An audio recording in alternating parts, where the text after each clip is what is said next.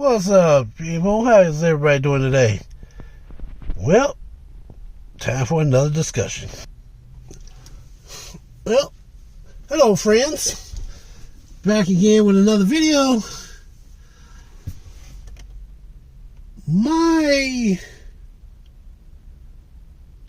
phone charger, I've had it for a while, for some years now, and the battery swelled up. So I went to my local Walmart to go purchase a new one. Of course, while I was there, I couldn't help but to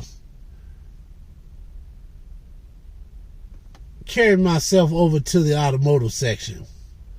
You know, just to peruse, just to see if there were any new developments. And I'm looking in the aisle at the oil, and I'm like, something doesn't feel right. Something's changed. I saw the lady a couple of weeks ago when she was up on the ladder changing tags. So I knew they were getting ready to change something. You know, add some new oils, because as most of you know, there is a such thing as a 020 and a 016. So I'm like, okay, so let's see, what did they change? So I'm going up and down the oil section. I'm looking at the 2030s, the 020s. I'm looking at the 10,000 mile oil changes. I'm looking at the 20,000 mile oil changes. And slowly but surely, it hits me. For one, my local Walmart does not sell Royal Purple anymore. Not the oil anyway.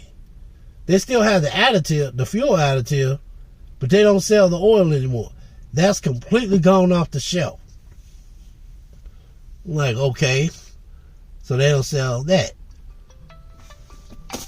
Then I started to look at the oils they do sell. They still got high mileage. They still have Pennzoil, Mobil 1, Valvoline, and what else did they have? Castrol, and they had Quaker State. That's what it was. So they got the regular Quaker State synthetic. They got the Quaker State Ultimate Protection. They have the Valvoline Extended, but they didn't have the Valvoline Restore and Protect. Okay. So then I go to Castrol. I've said before that I use Castrol in my Malibu, and it seemed to work quite well. When I tried the Castrol GTX, it cleaned out a lot of the dirt and whatnot. So I said, okay, I'm going to contrast and compare and see how well the Castrol does with compared to the Quaker State. So I put it in the Quaker State. It quieted the vehicle down, and it got a lot of dirt out. So I'm thinking, if I switch to the Castrol Edge, that's gonna be even better. Okay. So as I'm thinking about this, I can't help but think, why did the Castrol work so well in my vehicle compared to the Valvoline? So I'm looking at the back of the bottles, and I picked up I went back to the Mobil, and I ended up picking up the wrong bottle. I picked up a Mobil 040, and I noticed it had ACEA on the back. which is more so related to to the European standard. And I remember watching a video where they were explaining how sometimes diesel engines get soot, and they have to pass certain tests, which ACEA is part of the body of tests that they have to pass. And I say that because I'm reminded that on the older bottle of Castrol Edge that I had, it said API, SP, SN plus, SN, some other stuff, and then it said ACEA. On the newer bottle of 530 Castrol Edge, it doesn't have that ACEA on it. Neither does the Valvoline. So I'm thinking, by me having taken short trips in the Malibu, is it possible that the reason why it worked so well is because it was getting rid of the soot deposits in the engine?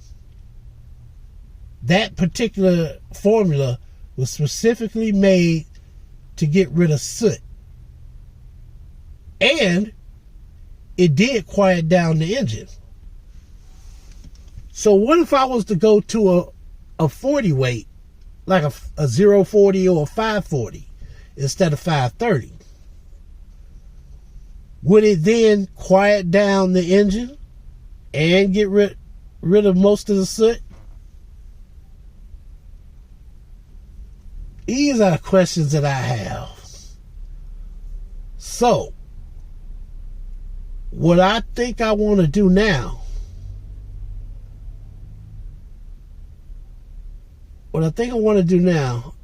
is save up some money, and I want to buy a couple of 40 weights instead of the 1030, instead of the 530. Maybe a 540 or a 040. Because it cranks up.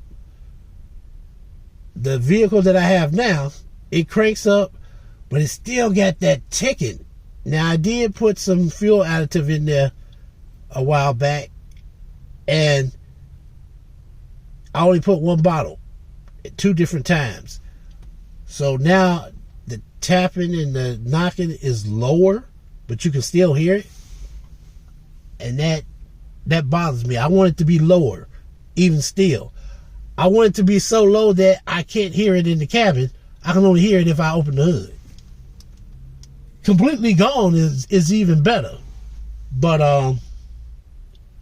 with that being said, I think they're trying to get rid of the 40 weight. I saw 520, I saw 530, I saw 020, I even saw 016 with the shield. That's new. So with the LSAC description, the LSAC 6, that's telling you that that particular oil is backwards compatible. It's made for turbo and direct injection, but you can also use it on port injection and older vehicles. I would say like anything from 2004 on up to today. But the ones with the Starburst, that's made specifically for newer vehicles like 2019 or 2020 and up. So I'll talk more about that later. I don't know too much about the shield. I'm gonna have to do some research on that. But right now, I'm focused on trying to figure out what happened, what's going on with the 40 weight. Why are they trying to get away from 40 weights? Well, that's all for now. So until next time, you guys, I'll see you out on the road.